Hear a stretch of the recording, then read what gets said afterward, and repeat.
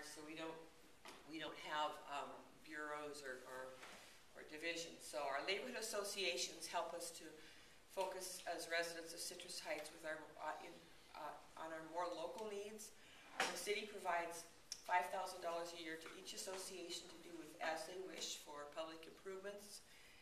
We've seen everything from park cleanups to installing benches to pooling funds together to help the community garden grow and become a viable organization. They're now in the process, the community garden is now in the process of getting funding to make it completely ADA accessible, which I think is a noble and difficult but noble undertaking.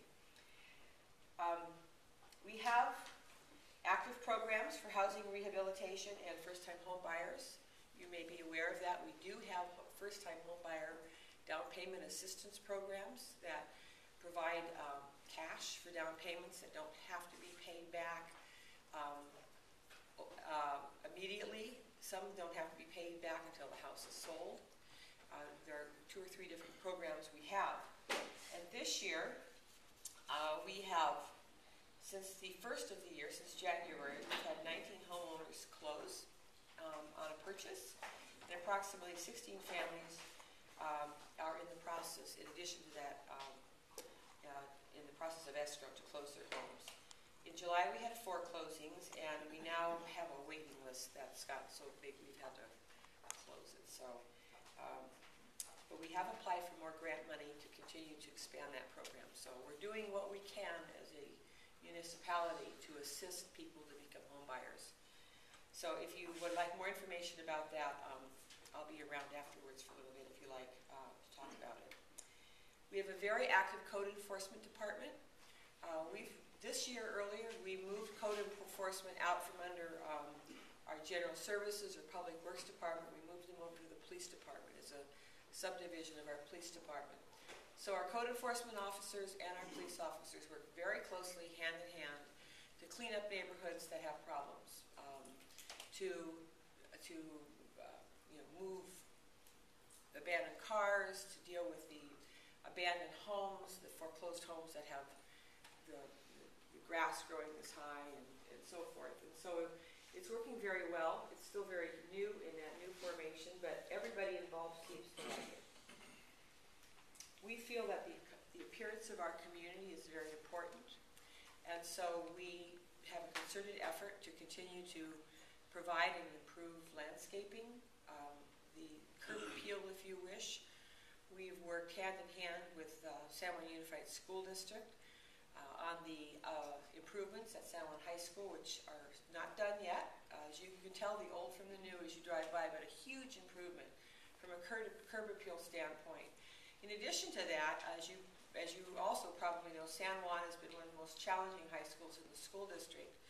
And they have a very innovative program there now where they have 5 tracks that a student can opt for in addition to the general education. And each of the 5 tracks can provide college prep or prepare them for, if they don't want to go to 4-year college, a vocational school, or prepare them to go into the world of work when they graduate. Those 5 tracks include construction, which might seem odd in this economy, but it'll prepare them. I think when the kids get out, they'll know more than just how to hit a nail with a hammer. They'll know how to do project management. They'll know how to do bidding and the business side of construction. The other one is transportation. The school already has a state-of-the-art auto mechanic shop, and they're expanding this program to include airplane mechanics. There is theater production. They have the only theater in the school district that is a real bona fide theater that's will be undergoing a renovation. It's got 800 seats, which is really almost too large, and it's long. So if you're in the 800th seat, you're really far from the stage. So they're taking about the back third of those, and they're turning it into a state-of-the-art audiovisual production center. So the focus is going to be on theater production more than on performance. We've been inviting groups in, like Best of Broadway or some of those other groups, to do their performances there. And it will be attractive to them because they'll have student interns that will work with them on a volunteer basis. And they'll have a state-of-the-art facility in which to put their performances on. Then the other one is the culinary, which is expanding into a hospitality track. The Culinary Academy is well known throughout, well, California actually.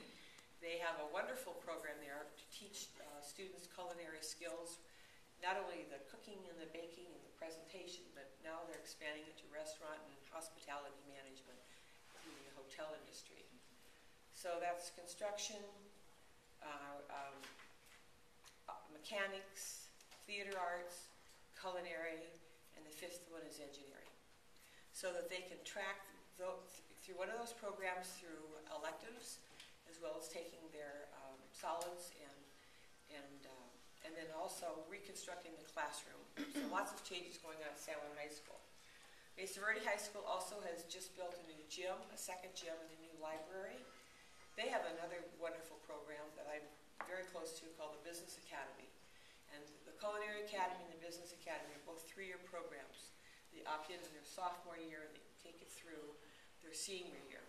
So the Business Academy really has a focus on going into or running or taking advanced education in business-related careers.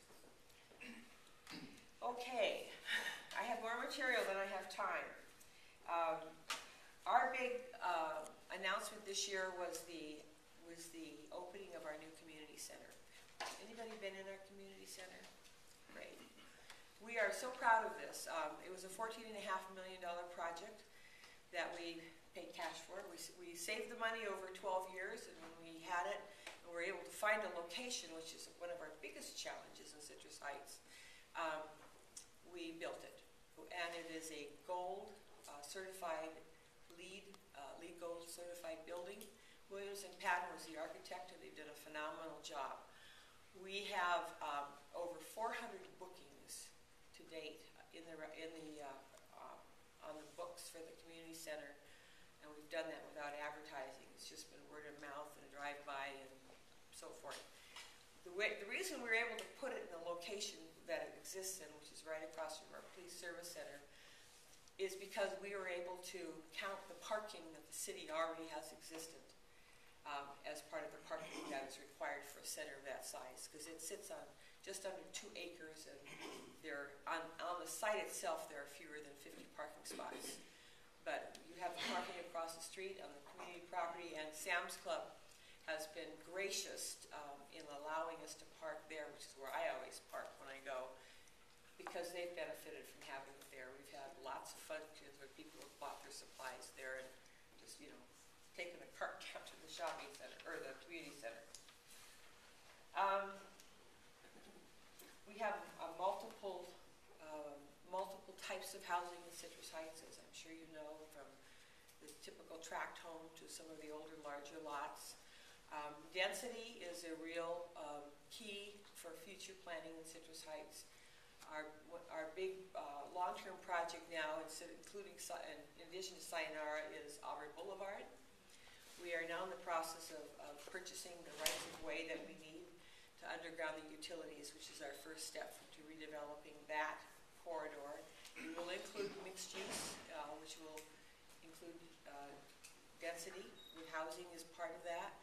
We are going to be, the initial phase is undergrounding utilities from Sylvan Corners to just north of Rush Park.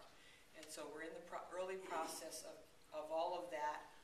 Next couple of years, you'll see that complete, and then we'll go from Rush Park north to the county line. So all those utilities will be underground, which will give us the ability to make that what we call a complete street, so that it meets the needs of not just motorists, vehicle-driven transportation, but also bicycles, pedestrians.